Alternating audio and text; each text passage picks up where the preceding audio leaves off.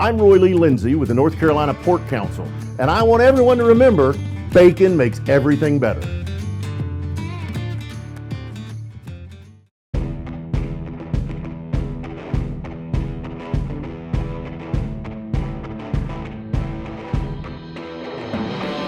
Hi, everybody. Welcome back to the David Glenn Show, now seen and heard exclusively here on the North Carolina Sports Network. When our next guest purchased a majority interest in the Carolina Hurricanes hockey team in January 2018, back when he was only 46 years old, the franchise was in the process of missing the National Hockey League playoffs for 9 consecutive seasons, which represented one of the longest postseason droughts in NHL history. Since then, under the leadership of our guest, Tom Dundon, and his head coach, Rod Brindamore, another friend of the show, the Canes have made 6 straight playoff appearances, including trips to the Eastern Conference Finals in both 2019 and 2023, and they're considered by many a Stanley Cup contender again this season. A self-made billionaire after a modest upbringing, Tom was raised in New Jersey and later Texas, graduated with an economics degree from Southern Methodist University, and with his wife, Verushka, has raised their 5 children in Dallas. He made his initial fortune in the auto lending industry and more recently has been a stakeholder in, among many other things, the Top Golf franchise and Major League Pickleball. Last year, Tom also broke the news with us here at the North Carolina Sports Network that he's working with a wide variety of folks while spearheading the efforts to bring a Major League Baseball franchise to Raleigh. Tom Dundon, welcome back to the David Glenn Show. How are you? Great. Good to be with you. It's great to have you with us. Hey, I know your dad is no longer with us, but he was managing pizzerias back in the day when you were a child. Your mom, Lucy, was a secretary. How would you summarize how you think they impacted the person you've become? Look, I think obviously I was pretty lucky in life, it turns out. And, growing up, I just had a normal childhood. There was nothing extraordinary. I think I'm probably more careful with money than people like sometimes because I didn't have a lot of it. So that's probably the main thing is you shut your lights off and, did your chores. Like I say, I think that's pretty normal to do. Maybe it's a little different now. I don't know. Like my kids don't have a lot of chores. As a younger man, you once thought you might end up in a blue-collar job, maybe an electrician or something else. How would you describe when and why that vision changed? I mean, I think I was pretty forward. I just got lucky. The first thing I did didn't work, and if it had, I probably would have a whole different life. And then the next thing, there was no plan to end up like it did. It was a job, and it was, something a little bit entrepreneurial at the time that we tried to do, and it ended up working out in a way that, couldn't have been planned. So you think if Izzy's restaurant in Texas had gone better and you weren't $100,000 in debt as a young man, you might still be in the restaurant industry? Or something, yeah. I like I say, I don't think I could do it again, right? Like I think I've been very, very, the things that worked and didn't work happened in the right order to get a pretty good result. This is a trivial thing, and my own wife makes fun of me, Tom, because I don't notice what other people are wearing. But I always picture you in like the pullover Canes sweatshirt style thing, usually a baseball cap. You own a golf course, so I know how people typically dress there. I know how most NHL owners dress. How do you explain why or how you kind of stick to your basics when it comes to your attire? And is there ever an occasion that we would catch you in like a tuxedo or a coat and tie combination? I hope not. I mean, I assume it's really up to my wife, these things. And so if she makes me, then I'll do what I have to do. But I just want to be comfortable. It's no more than that. Obviously, I wore a tie my first couple of years when I started working. You had to shine your shoes, wear a tie every day, and wear a suit. And I wasn't a big fan. And so as soon as I was in a position to change that at my company, I changed it. And then since then, I just haven't been in a lot of situations where I'm forced forced to wear those things, and the world's come my way too, right? Like, Yeah. you don't see a lot of suits anymore. I'm not even sure I'm pronouncing your lovely wife's name correctly, but if you don't mind, this is a common question I've asked a lot of my favorite guests. What is the story of how you met your wife? And please correct the pronunciation if I got Verushka wrong.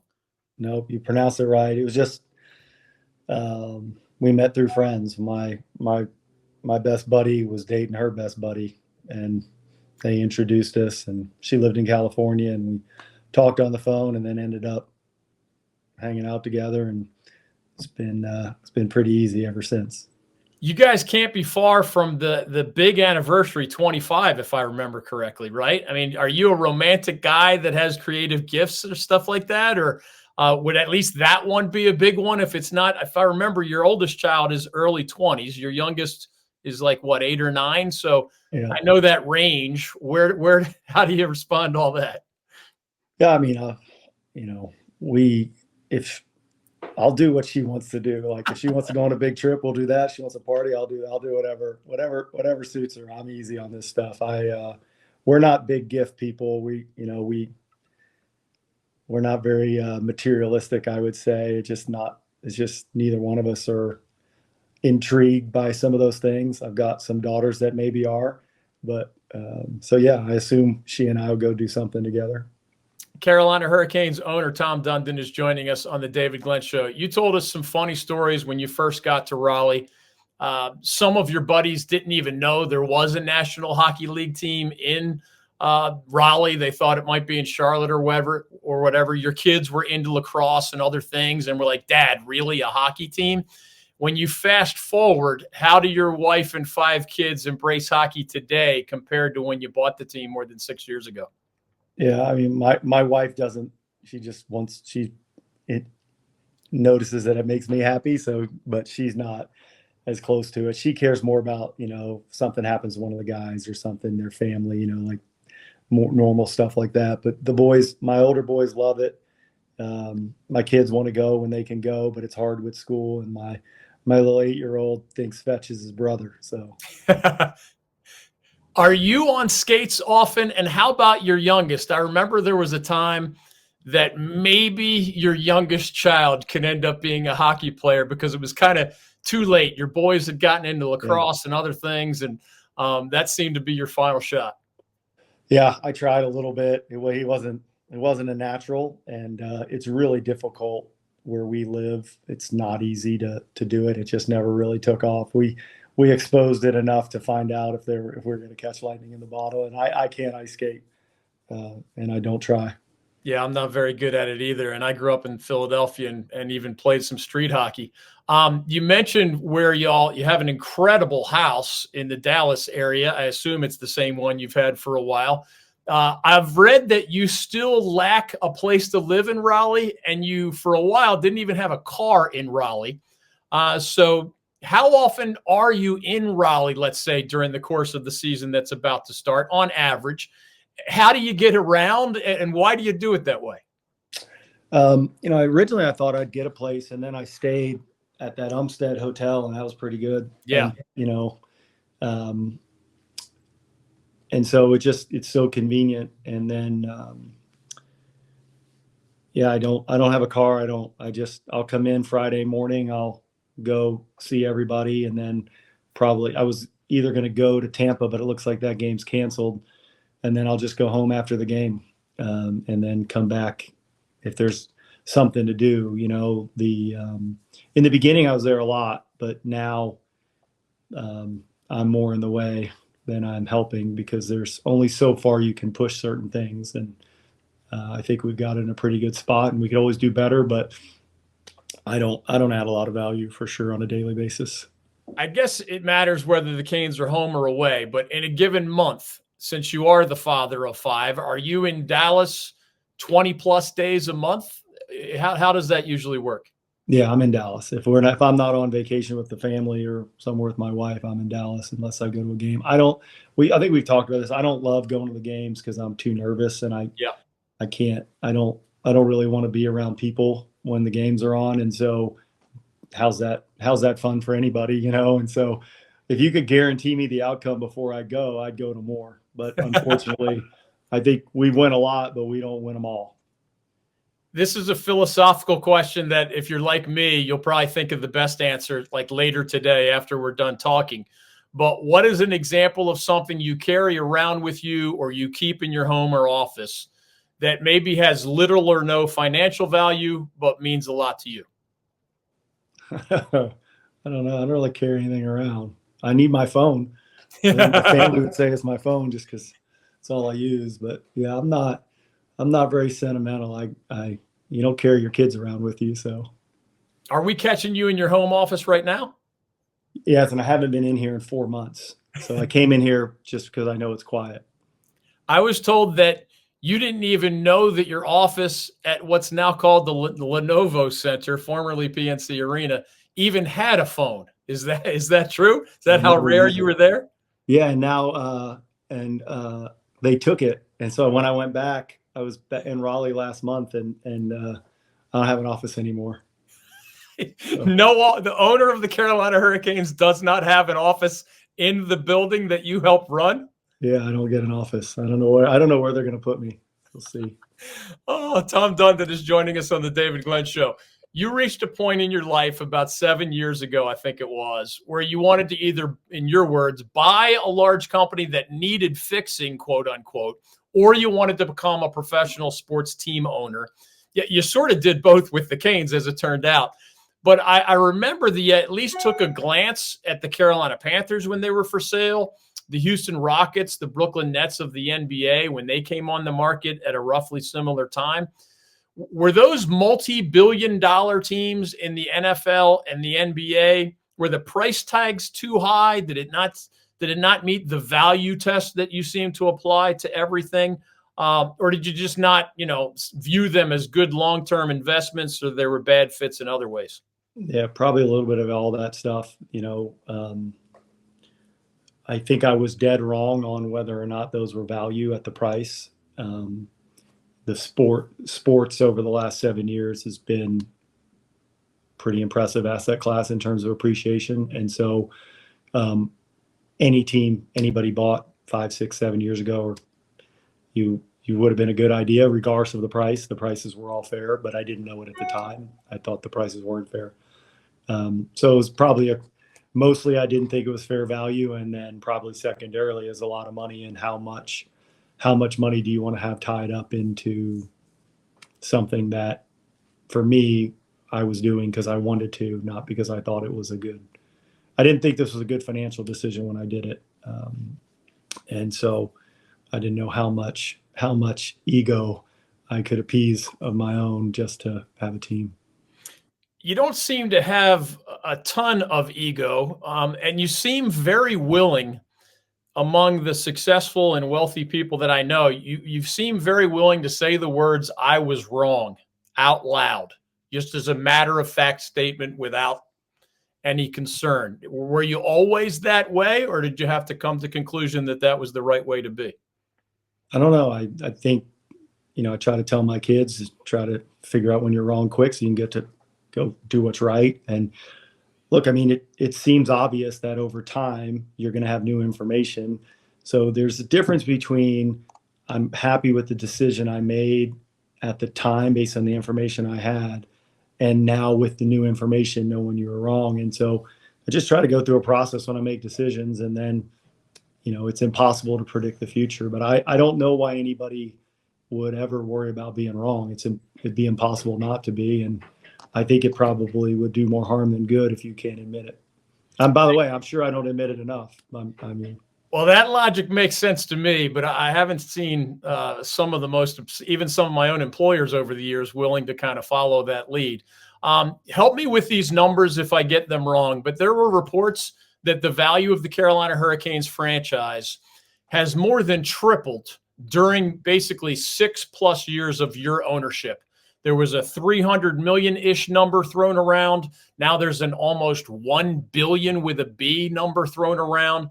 And I know that's important because you've told us in the past, it is not a safe assumption that a hockey franchise is going to turn annual profits. The wealth is more in the growth or equity that you build over a period of years. Are those roughly accurate valuation estimates in your eyes? And if so, how did you and those who work for you make that kind of thing happen in such a short period? Well, look, I think most of it is just what's happened to sports franchises. I think sports franchises value have 2 or 3x over 5 or 6 years, maybe more in some cases. I think that's separate from, there's been a lot of people do a lot of good work, as you mentioned, just having Rod helped a lot, obviously. And then, as the team wins, people are more likely to come. So if you can make the operations a little more efficient, win some games, it turns out that this works better than I would have thought initially. There was no guarantee you could do those things, but once you did them, then it's supply and demand a little bit, right? Like we have the supply, it's a fixed amount of supply. It's just how much demand will there be? And that's something I couldn't have known until we did it. So, a lot of it was easy stuff that you just have to do right. And then most of it, I think, is because the team has created a compelling product. Carolina Hurricanes owner Tom Dundon joining us on the David Glenn Show. One of the moments that I will never forget in our, I guess, dozens of texts or phone calls over the years is when I made you the last billionaire that I tracked down when I was trying to figure out, as a lifelong baseball fan and a longtime baseball player, and as you know well, Major League Baseball is the only top-level sport that we don't have yet in North Carolina. So I truly spent I forget how much I shared with you about this, but I spent 6 months tracking down either people I did know personally, that was easy, or people I didn't know personally, but I knew they had a lot of wealth, and I had to go through their intermediaries, and that took months. And then at the end, I call you saying, hey, Tom, I've tried all these other people, and none of them is interested in trying to lure a baseball team to North Carolina. And I think my question to you was, do you know anybody who might be? And then I stumbled upon, and you said, yeah, me. And that's when you shared the story and we were able to break that news. Where does all of that stand with trying to bring an MLB franchise to Raleigh? I know the league may not expand for another half dozen years. We'll see. But what kind of an update can you give us on that? Yeah, I mean, it's really nothing with Major League Baseball as much as just, putting together a plan. So if there is ever an opportunity, we're ready. So it's thinking about locations and, what do the demographics look like? And the group at MLB Raleigh, they stay out there on social media and they pull information together. And it's a slow burn, right? There's nothing specific to do, but you just want to do something, if that makes any sense at all. So I think it's more just trying to be ready and keep our eyes open to make sure we understand the demographics and where the market's moving. And when it's time, then there'll be a lot of work quickly. At this point, can you tell whether the governmental response is favorable, the corporate response is favorable, and then that fan response is favorable? Do you at least have enough feedback to get a better grasp on them, all those things? Yeah, I think we're going to be good on the fans. I think is the easy part. I think that's obvious to everybody. The hardest part with pro sports is the sponsorship. There's an amount of money for your naming rights and your club levels and, for your affiliation with the team that to make it feasible, you have to be at. And I don't have a good feel for those numbers yet. I think the rest of it, getting a stadium, getting the fan interest, I think we're gonna show really well there. And until we go out to the companies all over the Carolinas and find out what we have to offer and what their interest is, that'll be the one that I'm the least committed to the outcome, but or what the outcome will be, the amounts. But I think it's more likely than not that we can do this, do our part, and then whether they expand and whether we were able to get chosen, that part's totally out of our control. In sports, we talk a lot about impact players. who make a positive difference. When it comes to our state's economy, the North Carolina pork industry is a true MVP. Each year, the pork industry plays an important role in supporting rural communities across our state. It contributes more than $10 billion a year to the North Carolina economy and supports more than 44,000 jobs. Learn more about their positive impact at ncpork.org. The North Carolina Pork Council, the foundational partner of the North Carolina Sports Network.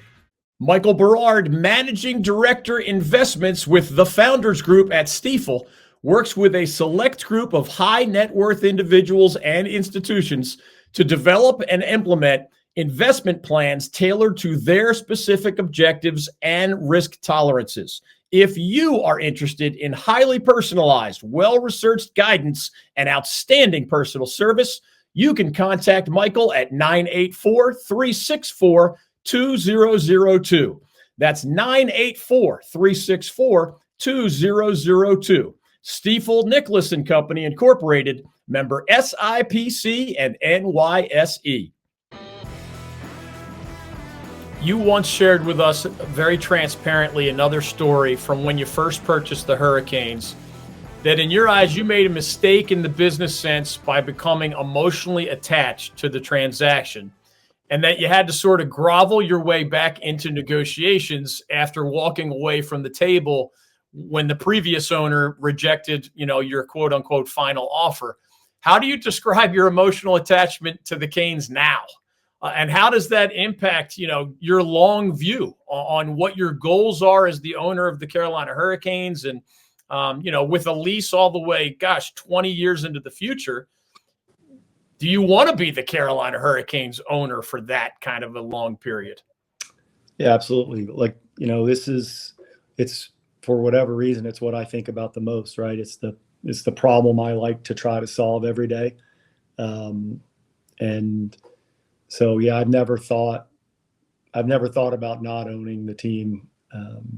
It's just the thing I really enjoy. The losing's hard. And so there's probably a few days a year where you wonder if it's worth it, right? Because, if there's 32 teams and you're average, you're going to win once every 32 years. And if you're really good, it's twice. And that means 30 or 32 years, you're really pissed off. And,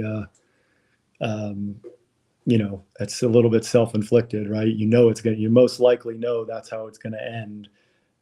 So that's the only hard part of this. Everything else, how lucky am I to get to do this? I love it. Amen to that. Last year, you reached a deal to extend the Canes lease through that 2043-44 season. And that whole set of negotiations includes redeveloping about 80 acres around what is now called the Lenovo Center, your new naming rights partner. I've seen numbers like $1 billion plus used to describe a mixed-use development complex with a hotel, apartments, restaurants, bars, shopping, entertainment, and all of that. What are the most important things that a Canes fan or an NC State Wolfpack fan or even a Raleigh resident should know about what's coming and what kind of timetable? Because I know not much is going to happen, let's say, in these next 12 plus months or so. Yeah, I mean, look, all this whole process is going to take a long time because I think you and I talked about the parking. You got to get the parking and the ingress and egress right, and then build everything around it, and then figuring out what you want there and what the community, what works in this area. And I don't think I'm usually in a rush to do stuff. This one, I'm not in a big rush. I just want to make sure we do it right. But it's been done before, right? We're not doing anything. There's great areas, North Hills, and there's so many great spots in Raleigh already. It's not like this is a want more than a need. So we need to make sure we do it right because it's something we want to do. But it's not. There's not a deadline where it has to be done in a certain time. I think the real deadline is just making sure we're proud of it, and it makes it more likely to go to that area than not.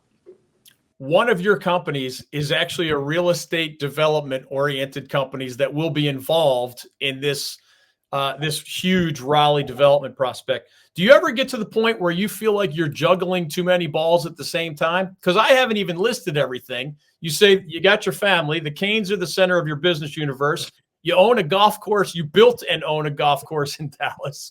You have your capital company, the Dundon Capital Venture, Top Golf, pickleball, real estate development. I mean, that's a lot of spokes in the wheel, man. Yeah, well, I don't own the golf course, Okay. but I helped build it. But yeah, I don't spend a lot of time on most of those things. Candidly, they're more investments than they are things I spend a lot of time. If you think about the Hurricanes, we've got president, CEO, you've got a full staff, and you have coaching staff, you have Rod, it's like GM, like not really, it's not the same thing as actually working somewhere and showing up every day. So I time is not really my problem. It's making sure that I pay attention to what's important figuring that out. Since we last talked, the Canes said goodbye to the longtime president and GM, Don Waddell, great guy, now with Columbus. And from the outside, I dealt with Don on several different things. And from the outside, it kind of looks like he was replaced by three different people in different ways. To use one of your favorite words, what value would you say an Eric Tolsky brings as the team's new GM, Doug Wharf as the team's or the new president of Hurricanes Holdings, it's called technically, and then Brian Fork as your new CEO?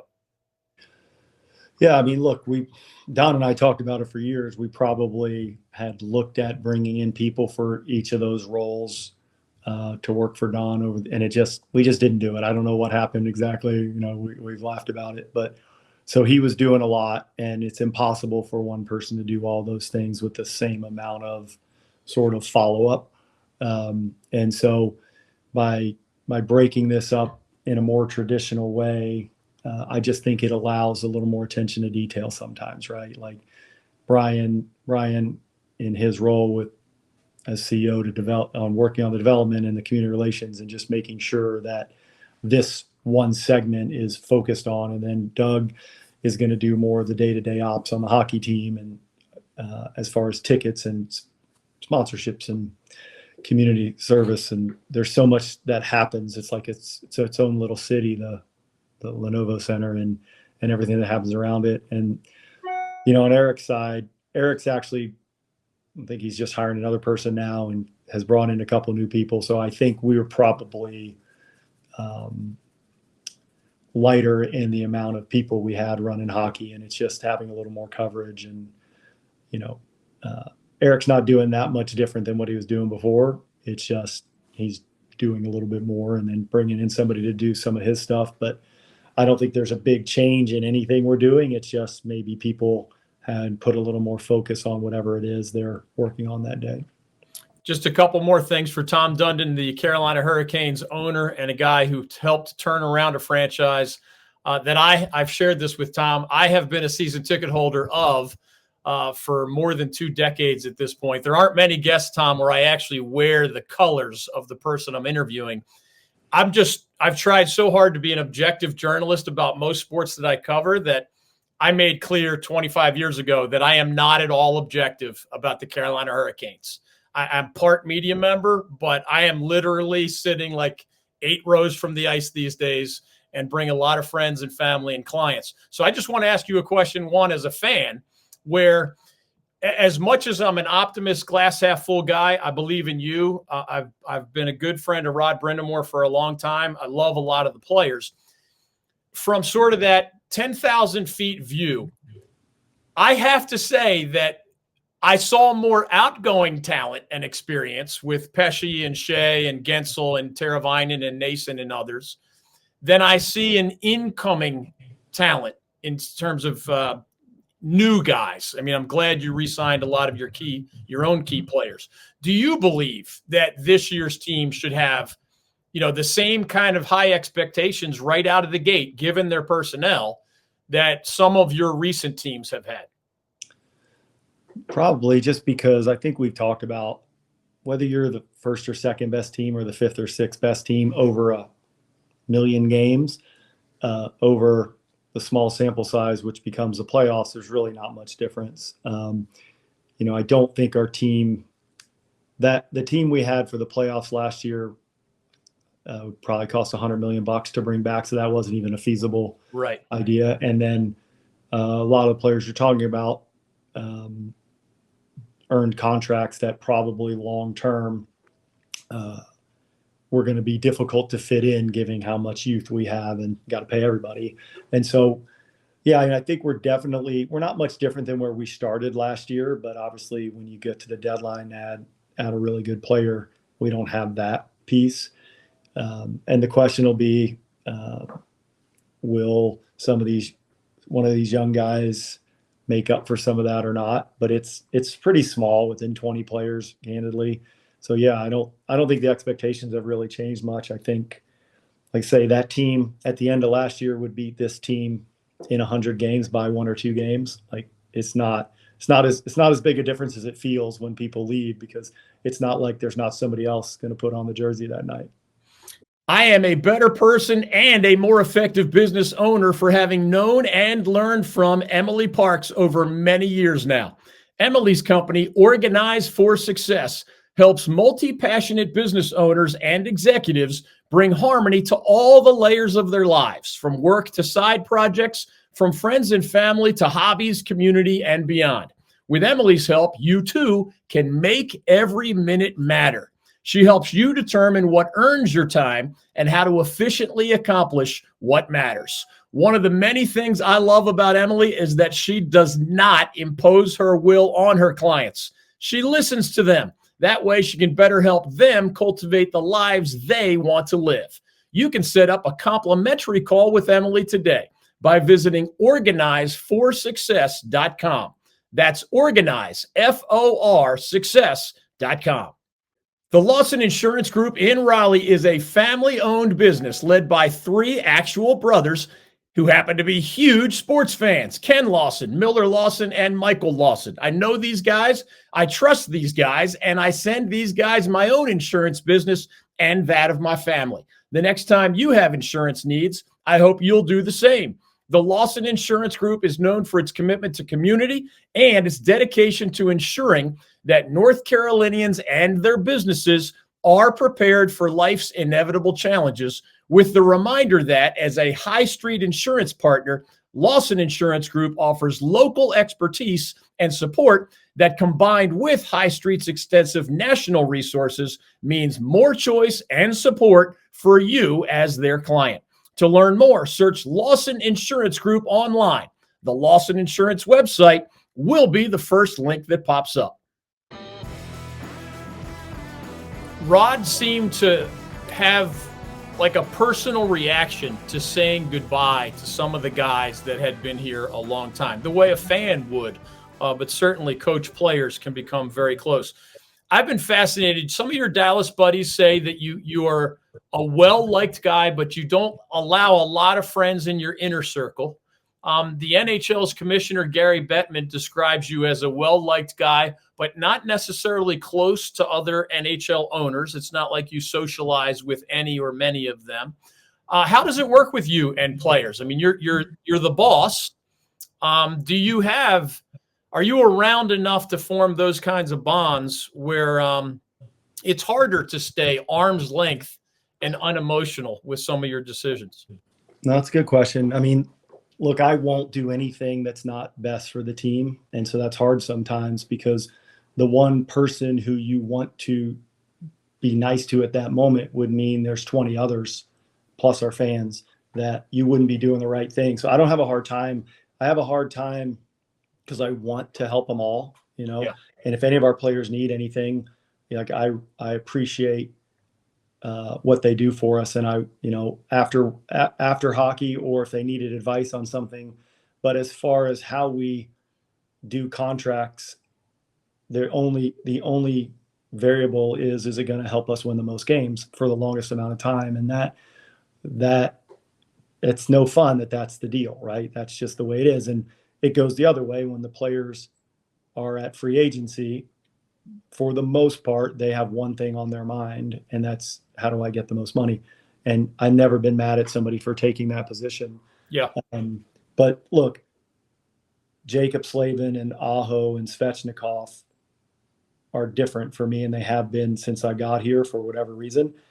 And so, although I didn't want to see, I liked all the people that left, and we tried really hard to keep them all. There wasn't anybody that left that we were glad to see go. Like, we wanted to find a way.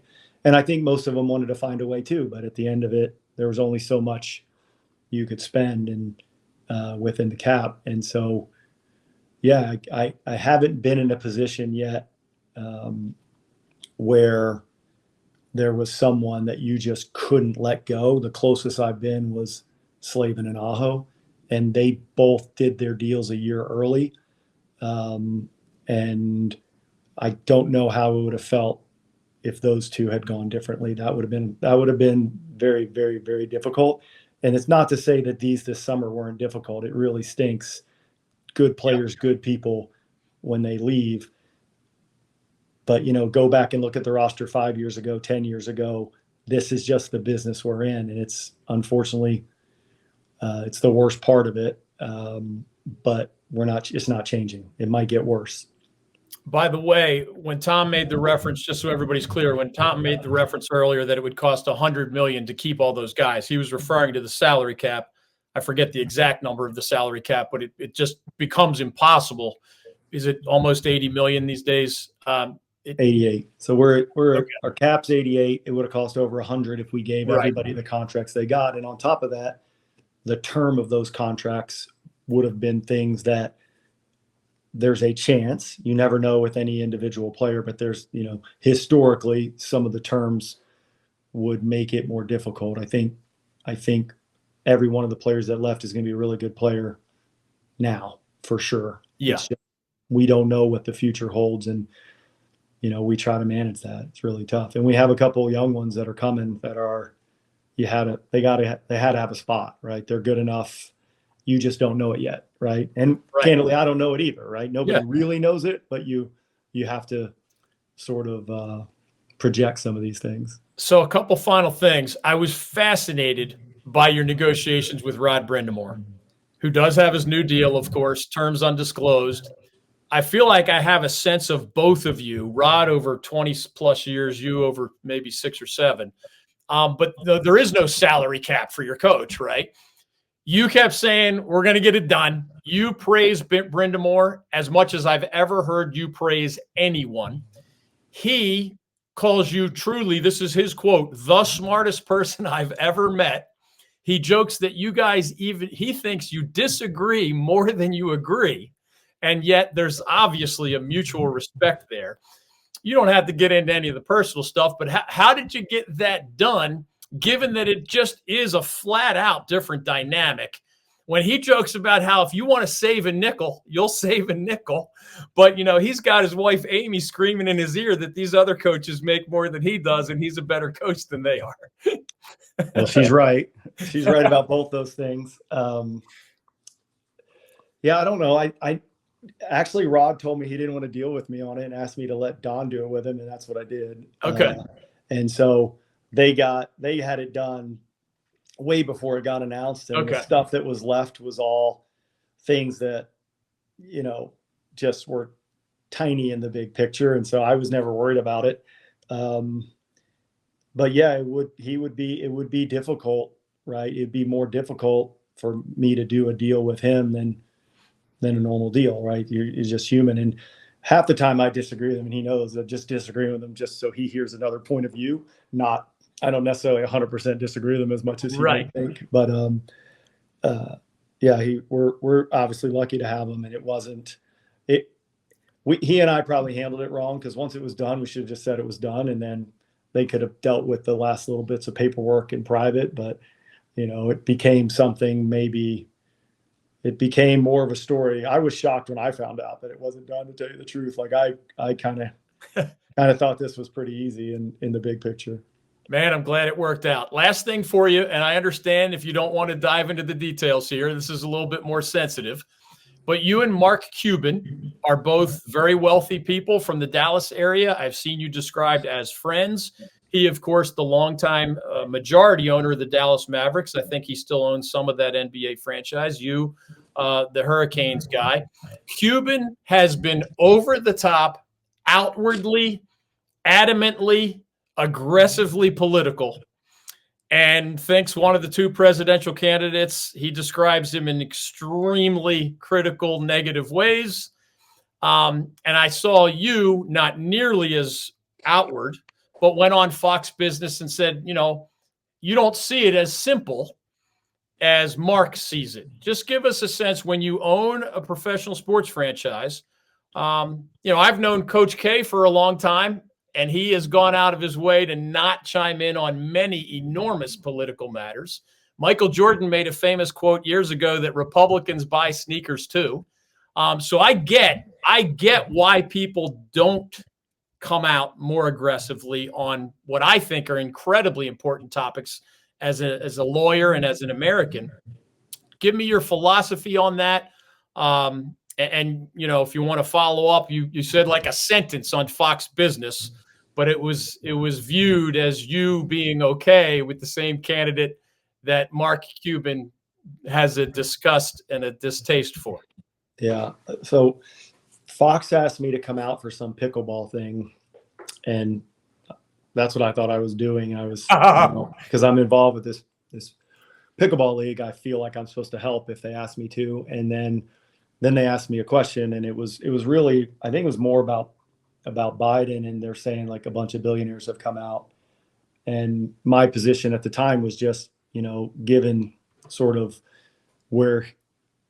what's coming across in the media about his current state, it seemed like it wasn't really a choice, right? They weren't really creating choice. It seems like now they have a new choice. But I'm not political.